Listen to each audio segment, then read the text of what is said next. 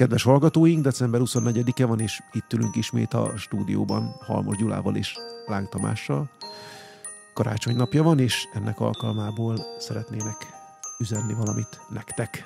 Akkor kezdem én. Mindenkinek kellemes, boldog, békés karácsonyt és eseményekben gazdag új évet kívánunk, és mindenkinek sok-sok új automatizációt a fa alá.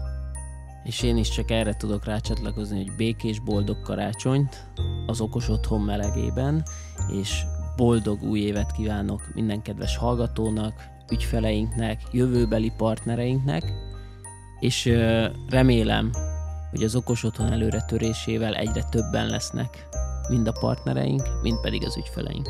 Köszönöm szépen, és kellemes ünnepet kívánok én is mindenkinek. Fogunk még jelentkezni adással az ünnepi időszak alatt, úgyhogy érdemes hallgatni vagy figyelni a csatornát. Még az is lehet, hogy mosolyogni is fogtok egy kicsit, úgyhogy én mindenképpen javaslom. Szintén okos otthonban gazdag ünnepeket kívánok mindenkinek, én Zsanda Gábor voltam, és köszönjük Gyulának és Tamásnak. Boldog karácsony mindenkinek! Boldog karácsonyt! Boldog karácsonyt!